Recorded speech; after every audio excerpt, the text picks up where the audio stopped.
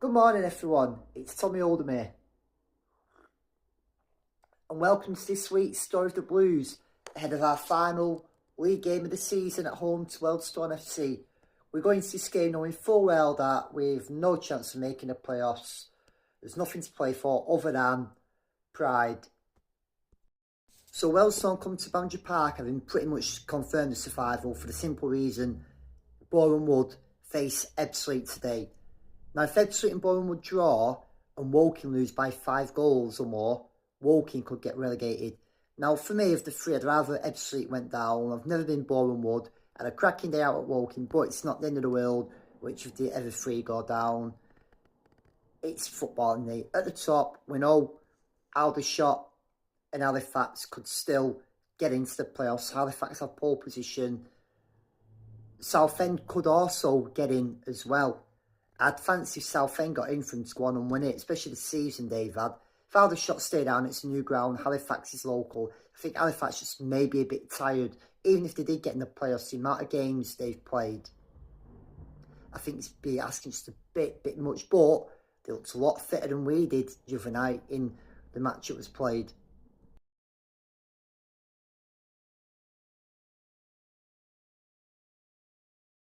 After the subjects of relegation, a big congratulations to Tamworth and Yeovil on being promoted to the National League. Tamworth will be a new ground for me, they're near Birmingham.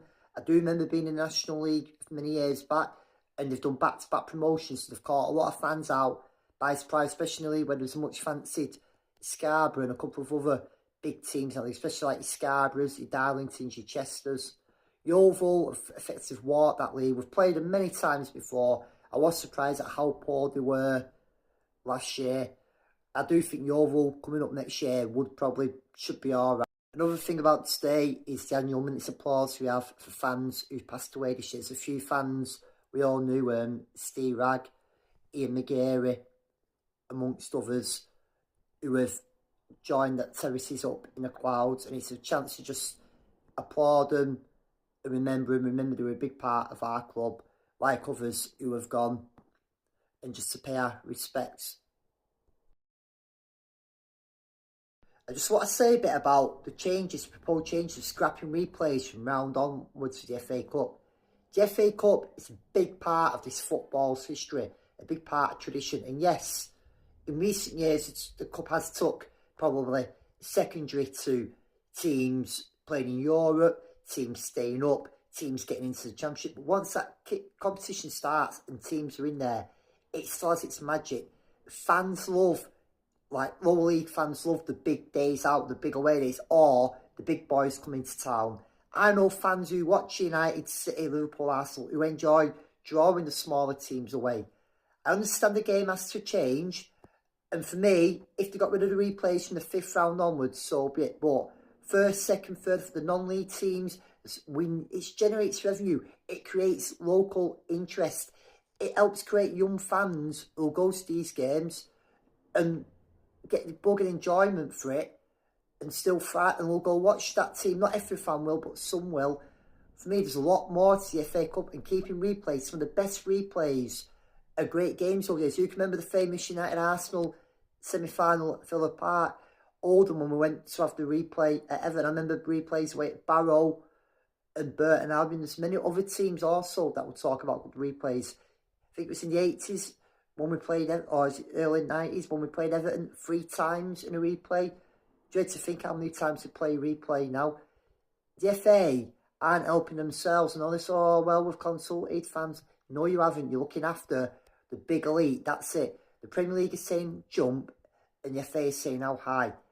The FA Cup is for all the clubs in the football period. I know because they've expanded the non-leagues, it's now means some of the smaller lower level non-leagues don't have full teams in as they did do, but there's still teams in there that an FA Cup tie can make or break their season. It can financially secure a team's future, and it still gives fat teams, especially if you're having a bad league campaign, a break from the league. Look at Coventry this year, another story of what can be done. Some say, oh, well, we should seed it where the lower league teams are at home to the Premier League teams. No, the good thing about the FA Cup is to look at a draw. If you get a team at home Like, it seems brilliant. And then it gives you that incentive, if you do draw, to go away. If you're away, to bring them back to your own stage and to have them on your own turf. And other countries in the world, in Europe, would love to have the FA Cup like we do. The only other country I can honestly say that's a competition that embraces the magic and all the teams is French. The France, which has like French territories. The German model's okay, but again, I still like this random draw. If they did bring it in where they seeded them, at least have the decency to pull all your big teams out first, one at home, one away. At least then when you put the smaller teams out, you know ahead in order who there is to chance to give them some sort of hope. But the FA, the ball's in your court now. Clubs now are complaining and kicking out, and they need to do so. So here I am en route to the last game of the season. We know there's nothing to play for, but in the day, Mel needs to look at this today and think, right, which players does he want to keep for next season? I do expect a lot of changes, but if there's young players he wants to play, players he knows that are going to be in the team for next season, start them. The deadwood, the ones that are going, don't bother. At least finish the season with a bit of pride, a little bit on higher. Start looking towards next season. The planning's begun now. We can't hang around, we can't faff around. If some of them think they're on holidays, remind them there's still one more game to play. Come on, Oldham. See on the terraces, let's just try and finish the season with a win. There are arranged for today's pre-match. Images like this on a weekend which makes you preserve the importance of keeping the FA Cup and what it means to the fans. Also the photo of Ian Marshall who played in our epic 1990 Cup runs. The cars, the good collection so that proudest moment to Wembley 1990 So right me, grassroots football on Clayton playing fields. It's a lovely day for the final game of the season here at Boundary Park. It's just going to sum up the season for you. Fuck off! One final thought ahead of the game today. Just go, all of you go. Just get rid of a lot of them. Can't be arsed. Thank you. The season. Chip. Thank you. Wealdstone at home. Come on, Oldham, let's win it. 1-0 for the most quiet, subway, quiet cheer ever. So it go, but Big Mike's got it. Is it his farewell goal? We'll wait to see. Wealdstone playing and thinking at their Brazil. Oh.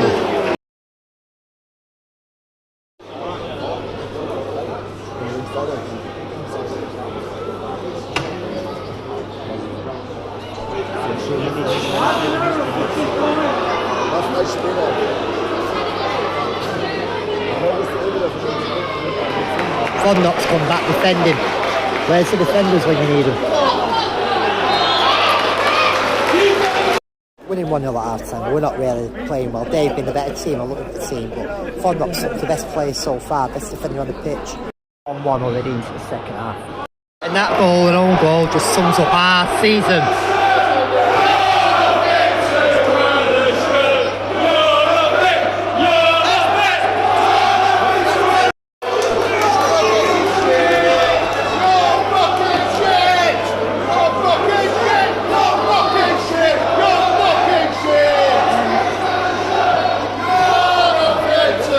Something promising, it's just turned into a disaster.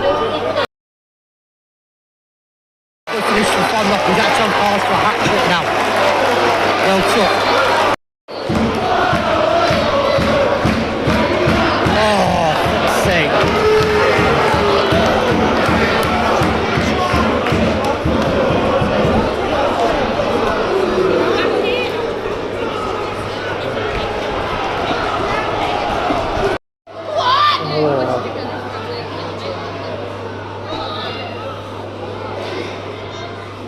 Heads. 3-2. Good header from him, but a soft goal to concede. All line up for a Fondop hat-trick. They're looking like Brazil. Certainly not Brazil, but they're playing like Brazil. We're playing more like Brazil.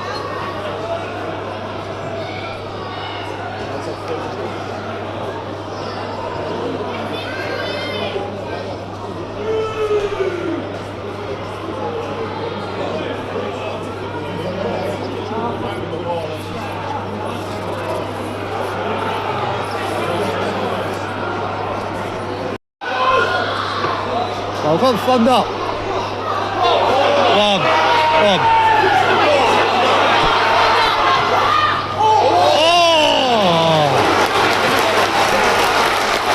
Richard, man, and I'm bring it back in. One. What was that?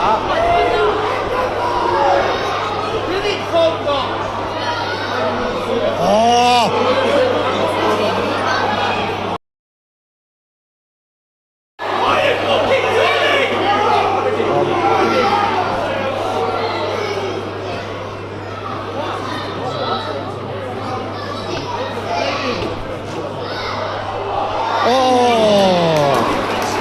6 minutes of time added on. The players have had enough, and I think the fans have as well now.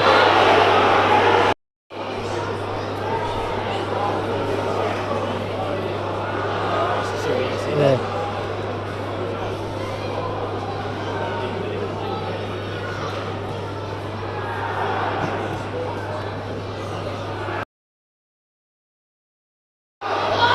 We'll be at about one last chance.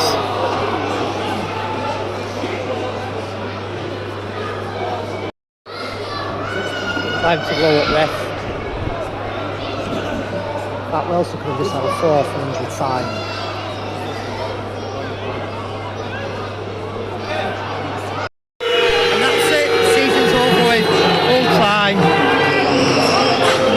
It's a disappointing end really, for what it could have been, it's what it could have been, or what it should have been.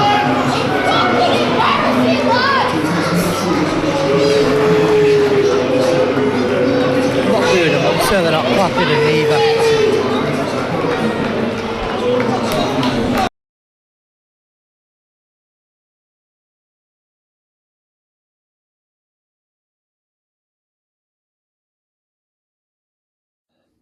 So, I'm back from that game today. And obviously, again, good to see all my German mates from Frankfurt and Berlin who were over this week, but it wasn't great for them to watch. We knew it was a dead rubber, effectively. We knew we couldn't finish any higher. And there was spells in that game where, yeah, bits and bats of football. Overall, it was disappointing. Wealdstone looked a lot better than us. They didn't like a team that's just about staying up. And yeah, they played in what beautiful Brazil look-like kits, and we look like Brazil at times. Fondop and Garner, again, the two outstanding players on the pitch. Fondop especially, who's probably our best defender. And yeah, people are saying they're out of contract. Well, Garner is, and people are saying, Fondop, we need to get rid of him. But while we've got a player who's happy to put on that shirt, I would still keep Fondop. I still think there's a role for him. And you can tell how much it means from Garner, whether he's thinking this is his last chance to win at this level. The last couple of games, so second half this season, he has looked the better player. The worrying thing is his legs and him being injury prone. Green, to a lesser extent, I don't think played too bad today either. But again, disappointing. There's no rhythm in the play. The way we conceded the goals, the way just so we're happy to move it about. And after the game, their captain, Cook, was in the bar. He was saying how easy it was to play against Oldham, how teams can read right through us. And this is something straight away we need nailed on next year. Now, we didn't have don't think we had any pre-season games at all last season because the pitch was being related this year. We need to have at least 2 at home against good standard opposition and get these players playing at this club, get adjusted to it pretty much straightforward. The home form this year has been appalling, and it's something we need to knock on the head, especially if we're going to mount a promotion challenge next year. The way we're playing at the moment, I'm not even talking about promotion, the current form we're on, I'd be more worried about staying up next year. There's always a team that has a bad run to the season and struggles next year. You have to look at Boreham Wood playoffs last season, and they've got relegated this season. I don't think we'll go down, but when you look at the teams that will come in, Southend are going to be stronger. Hate to say it, but with their new local owner, I can see Rochdale being stronger. Hartlepool will be throwing all the tools in it. Filed this year, finished the season really well. And although we've lost Chesterfield, I still don't think it'll be running the park as people say. One thing we know about this league is teams do drastically change squads a lot, so it could be a totally different lineup for most players. But especially the London-based teams like your Barnets, your Bromleys, your Wealdstones. You seem to get good players on loan and they seem to work well with the London clubs. Now, I know the United and Cities always have first say, but why can they get them and not us? Surely the wages what you likes of Arsenal and your Tottenhams are paying are still as much as like United and Cities are paying. So that's something we really need to look into. I was disappointed Mellon didn't play any of the young players. Last game of the season, last roll of the dice, what did he have to lose in giving them a run out? Even just giving them 15, 20 minutes, give them an idea of what it is to play on the big stage, what it's like to play at a full competitive level. And if some of them like Everton's then went in the summer, I would not be surprised at all, because if there's no pathway for them athletics and they still feel they're good enough to go higher, well, I can't. Like Atkinson last year, that I think he went to Preston or Barnes, I think it was Preston, equally saw no path for him athletics. So, and this is where, with us having no academy next year, it'll be a development squad. It's where we need to look at now, because we've got youth players who've been knocking on the door, and that's the sort of thing of a football club. Try and climb the ladder, try and push in, try and climb through the ranks. But anyway, other points there for Lundstrom wasn't bad. We started to see glimpses of in the last few games with the player we were hoping, we're expecting for. So maybe now, towards next year, it gives him height, like set himself standards to go up. The back four have gone from at times looking comfortable to looking a mess. Early this season, both Kitchen and Hobson look like two of our better players. Kitchen since Christmas. Hobson in spells has still done well, but other games has lost. Raglan on Saturday was responsible at times for at least one of their goals. Hudson in that, I thought, had a decent game. Again, he pulled off some good saves, and it must be frustrating for him as well. But he's one we have to make sure we tie down also. Just realised, I said we didn't play any pre-season games at home. We did actually. We played Mansfield at home and we lost, but obviously we need to get a couple more games in. Now, it's been announced today that Gateshead cannot participate in the playoffs and cannot get promoted because the EFL, it's down to them not having a tender of release. Now, it's a number of years since the EFL refused teams promotion. I remember Kidderminster, Macclesfield and Stevenage, and that was all on ground grading. So I don't think it's so much, it's the ground and its facilities. It's Gateshead saying that every day you'll have 10 years lease playing it. It sounds like the council are trying to sell the ground or get someone in to minimise the current losses. And I feel for Gateshead because they've been a good team to watch this year. They're one of my favourites for the playoffs. Apparently Aldershot's manager dropped a hint the other day. Now I'd said I'd heard rumours of team possibly, I was thinking Bromley, because of them having to rip out that 3G pitch. Now some have said Halifax doesn't meet criteria, but the Shea has held Football League games before, but it's whether or not it's had investment inside it. But for me, a decision like this, if as soon as they knew they could not get in the playoffs, it should have been announced weeks ago. So it could have changed that team's mentality about trying to get in there, about the race for it. And for me, it should have gone down to the next team, which would have been Aldershot. Now, Altrincham, first solid out of the bye, but now they've seen sense against Altrincham, who finished higher. But it's sad that results are being decided off this. And don't get me wrong, there's no guarantee Gateshead would have won the playoffs. But then it goes back to this sort of results being decided off the pitch. Now, maybe for the EFL's sake, we've seen what happened with Bury, Macclesfield. They probably looked at what went on at Southend early in the season. I can understand them putting in measures to make sure that clubs fulfil the fixtures. We don't have repeats where teams are expelled or thrown out. But there should be some clarity. It used to be a March deadline. If they know by April they're not going up, it should have been thrown out in the open. And I do hope Gateshead sort themselves out, except for when they play us next season. As for the playoffs at the moment, who am I tipping to win? I'm going to say Altrincham. I just got a feeling they're going to do it. I think it'll be Altrincham. I could see it being an Altrincham Barnet final. I think Tynus will kick in and Halifax won't get through. But we'll wait and see.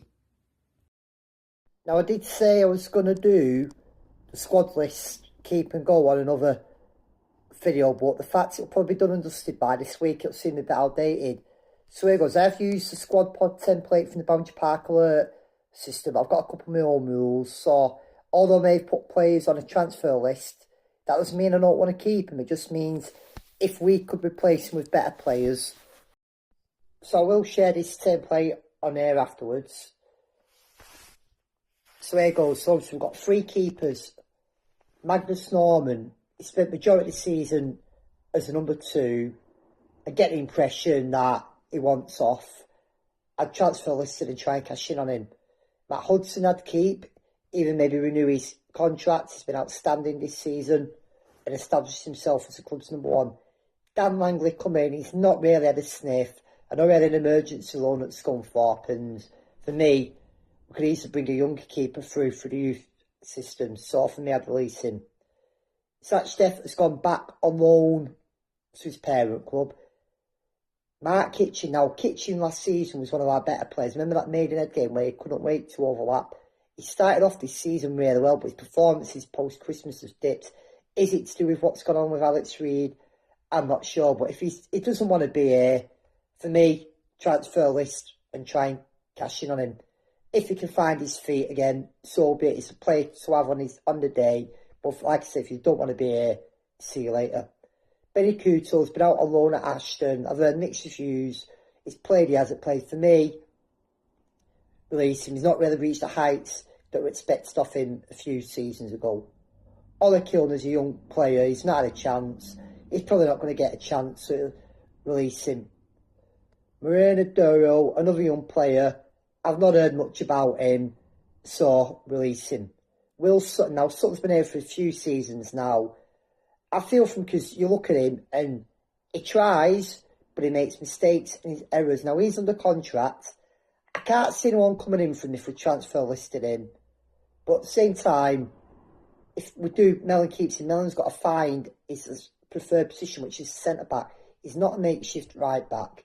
If a club comes in and takes him, I would say get rid. But at the same time, I won't be necessarily showing him the door. There is a player there somehow. Which goes to the next player, Liam Hogan. Now, Hogan himself has had mixed reviews off fans. I thought between January, February, he was probably one of our better players, but March, like most of the teams, had a shocking month, some of the errors. Now, he has signed a new deal. If someone came in for him, I would say, yeah, sell him, because like with other players, there's better options out there. But if we do keep him, he could be more, as he's getting on, as an impact player. I'm not saying get rid, but at the same time, I'm not saying we should also build a team around him either. It's one of those, he's replaceable if we can. Sean Hobson, now Hobson started the season off really well. There was comparisons between Fitzall, Rich Jobson, some fans, Greig and Garner, but post-Christmas he's not been at his best. However, I still think he's a good player. I'd extend his deal. I'll still be looking to... Charlie Ragland's another one. He was late getting into the 13 months, but for some reason didn't rate him. On a good day, he's looked alright, and another day. Chapman's been on loan at Chadderton this year. By all accounts, he's been the captain. Now, we do have to keep some of these youngsters. What my belief is, if we keep him, but we're not going to play him, get him out on loan for 6 months, send him to a National League North team if, like, Curzon don't get promoted, or a Chester or an Alfreton, someone, or a Northern Premier League side like Ashton. Don't send him any lower than that. Let him play at a higher standard. Let him get football under his belt. After 6 months, basically, review the situation, even put that emergency recall in if need be. To his credit, he didn't look too bad pre-season when I seen him. But don't just keep him at the club and have him rotting in the rotting and not playing football, especially if we've got no B team or reserves. Fraser Coxon's another youngster. I know he was out at Northwich, but I've not really heard much of him, so I'd be looking at releasing him. Harrison McGain. Now, I think Mellon's going to offer McGain a new contract. He seems to like him. He's been thrown in at the deep end if need be, but for me, it's consistency. For every good game, he has a couple. He's basically a defender playing in a midfielder's role, and he's been here a couple of seasons now. To his credit, he did come back after that injury. I said after that walking game away last year, I'd be glad not to have seen him in an Oldham shirt again. He's not been fantastic, but he's not been equally very bad. Oldham game, the FA Cup's one that stands out. Oldham in the league. But I'd be looking myself personally to release him. It's a wage we can use elsewhere. Jordan Windass, he's been out on loan, he's not featured, simply get rid. The Van Green's an interesting one because on one day, he looks like a player. On another day, he's nowhere to be seen. Personally, if we release him, so be it. But I still think he offers pace and speed, and we've not had that recently. If he can find his boots, there's a player there. So I would be prepared to offer him a 1-year deal. But if there's a better option out there, at the same time, I'd equally happily see him released. And I do like Green, to be fair. Next up is Ben Tollett. Now, Tollett has been on loan at Chester. He obviously went to Kidderminster, didn't really set the standard high. At Chester, by all accounts, he's done well, similar to Stobbs when he dropped level playing for Torquay last year. For me, I don't see Mellon bringing him back in. Not wrong, I did like Tollett myself, and recent times I've wondered what he could offer the team. But at the same time, I don't think he's going to feature. We've got a host of midfielders. So for me, I'd release him. Dan Ward, is he really had a chance or what? He's never really took his opportunities. For me, if an offer comes in for him, I would take him because I don't really see him featuring much. Dickinson's a strange one for me because he did score quite a few goals in the first part of the season. One day, it could look a good game, especially some of his set pieces. On another day, at times, he looked lazy, off the ball. He didn't seem to have the urgency. I know he got injured at Oldham in the Cup, so I was surprised that he went to Hartlepool. By all accounts, he is a high earner. I've not heard much from Hartlepool fans speaking reviews of him. So, and if Mellon's not going to play him, release him. Kofi Moore, I feel for him because he's a young lad. He did play that one game this year, but he's not really. He's been around for a bit now, and I think I'd release him myself. Sheeran's a funny one. I've put Sheeran on the transfer list. Don't get me wrong, he was our third top goal scorer, and he's known for popping up with goals here and there. And on his day, he can play well. On another day, for me, I've put him on the transfer list because if we can replace him again, there's other options. But equally, if we keep him, I still think there's a player there. So I wouldn't be rushing, like with Green, I wouldn't be rushing to show him the door, but equally I wouldn't be sad to see him go. Shelton, yeah, get rid. I don't really see anyone paying, put him on a transfer list or pay him up, whatever we can do. He's not featured much since Mellon come in. And despite the hype about him, that we were getting a good player, unless Mellon can turn him into that right back position where we're struggling, I don't see him kicking a ball for us again. Lundstrom didn't have the season we expected. Mellon talks about this big club mentality coming to a better environment. But to his credit, the last couple of games he's played in, we've started to see a player in him. And he's under contract until next year. So, yeah, I'd be keeping him. Dan Garner, I feel for because the last couple of games or so, he's worked his socks off. Yeah, there is times where this year he struggled. I know disciplinary times in the past, but I'd like to keep him. But my worry is it's keeping a player who's injury prone. We can't afford to have injuries. If there's a deal about him paying should play or something, so be it. And he's one of the few last few games who really wanted to get us into the playoffs. Whether it's because he was coming out of contract, I don't know, but he's one of these. It's if he goes, he goes. But if we do find him a deal, it's got to be a suitable deal. Tom Conlon. Now, I expected Conlon to set this league on fire. His experience, and other than his opening game, he's been much of a disappointment. Now, Port Vale have just got relegated back to League Two, but David tempted to bring him back. I think with better players around him, there probably is still a player. And if Mellon can find that form out of him, get that tune, get his set piece sorted, then yeah, I would be prepared to give him another go. Equally, if an offer comes in, cash in on him, get rid. Hammond, we haven't really seen a lot of Hammond, but I do think he's one for the future. Again, if he's not going to play him, send him out on loan, get him a bit of experience. See how he does. Walker, he's on loan, other than the Hendon game. I know he played for Dagenham, he didn't really do much. I didn't see that game, so I'll send him back. Alan Hope's a funny one because we thought at this level he would do well. Obviously, he had that assault last year. He's been in and out the team. last few games we've seen bits and bats, but for me, I think it's time for him to go. We can use his wages elsewhere and fresh ideas. Willoughby's a funny one because when I hoped for him and he's never really clicked on, he's got up to Scotland again. He's only been a bit of a part player. If someone can come in and cash in, make an offer for him, I'd take it. If not, either get him out on loan or find a way of accommodating him in the squad. Maybe the step up to him was a bit too far. Some Chester fans made a point about his goals being tap-ins and stuff. Hey, every goal counts.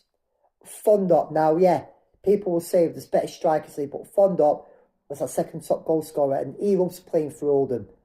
I know people say about fundamental or novelty. For me, I would give him that year deal, explain to him that he may not be a solid star, but coming off the bench is a game changer.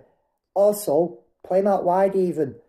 This is where I go back to Kitchen last year, Maidenhead, when he was bombing on the wing. If you had someone behind Fondop, where Fondop does a hard work, someone can overlap him, which allows Fondop to go in the box, then you've got that player that can cause more problems in attack, who can hold the ball up well, and because defences don't like him. I would extend him for a year myself, but at the same time, if there's better options out there. Joe Nuttall, cash in, get rid. He's not done anything at Cheltenham. I don't see him featuring us for much for us again. Alex Reid, it's clear he's not in Mellon's plans. I know Reid likes his Instagram stories, so I'm just having a bit of a drink. I do think at times, I think Mellon was right to discipline him. Maybe did Reid unbalance the squad? We don't really know. But if he's not going to play him, there's no point keeping him on the wage bill. Dallas this year, remembered as a season in the wilderness. He went to Barnsley, shipped up to Scotland, came back to Oldham. And he'll probably hate this season for what he's done.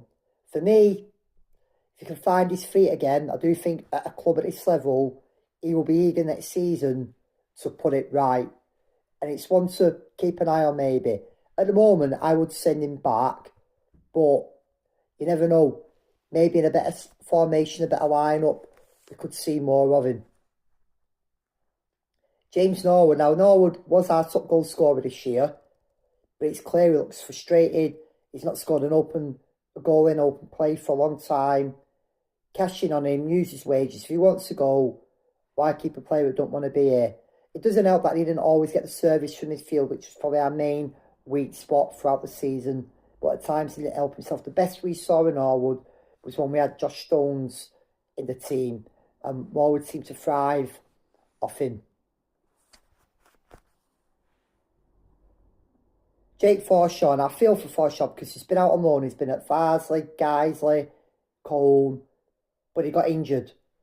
For me, again, if we're going to give him a new deal, he needs to go out on loan, whether it be a Curzon, a National League club. Like I said with Clarkson, a Northern Premier League club, he needs a 6-month solid loan, maybe with a recall clause if need be, and see how he does.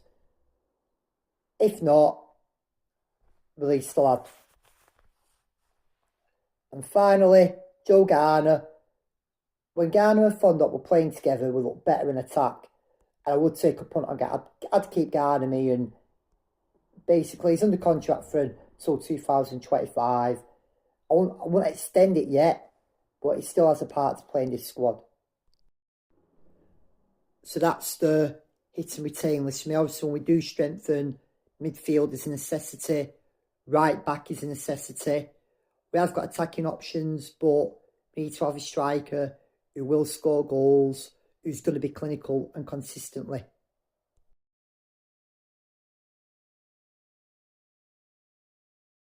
So looking at the National League North playoffs, you've got to look at overall favourites being Scunthorpe. Both them and Brackley, who are in third, are both going into it on some good run of form. I'd like to see Curzon come up because it's Curzon, but if they don't, it's not the end of the world. Boston could be a surprise team to look out for, but I still think Scunthorpe will do it myself. Now, the National League South playoffs are interesting.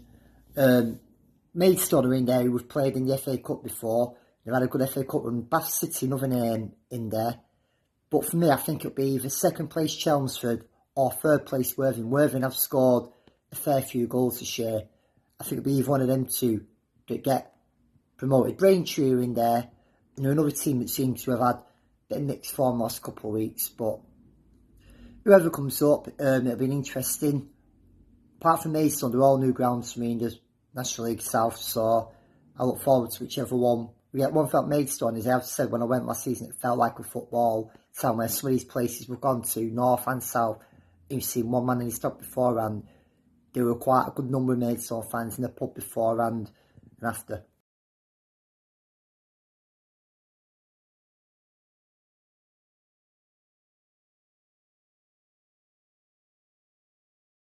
Shout out to everyone who has contributed this year to my videos and my vlogs, especially to lads who go to games with Adam Kershaw, Simon Prenders, Danny Bolton, Rob Keast, Tom Fenton, Dave Eyes.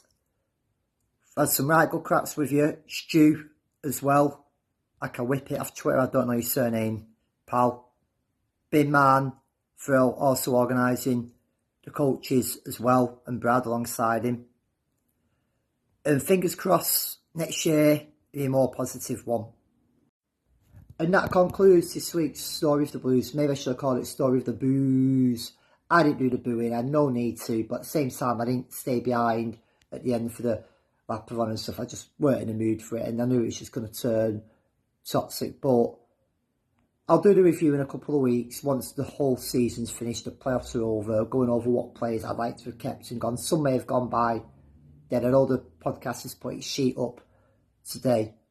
But if you do watch it if you haven't. Thanks for watching my videos so far. As it stands, I will be continuing next year, but I'm going to try and keep the videos shorter than what they are, the vlog more around 20 minutes. But I'll decide over that in the summer, because I do enjoy watching the game, and as I said, it's a hobby. I don't take myself too seriously. I'm not minded about having the best angles and stuff. It's just about sharing with you opinions, what's gone on. And at the end of the day, we are Oldham Athletic. Maybe it should end when we finally get promoted out of this division. Who knows? But enjoy your summer. There will be stuff from the Euros and I go over and a couple of other things. But if you don't, thanks for subscribing. See you next season. I'm Tommy Oldham. See you on the terraces.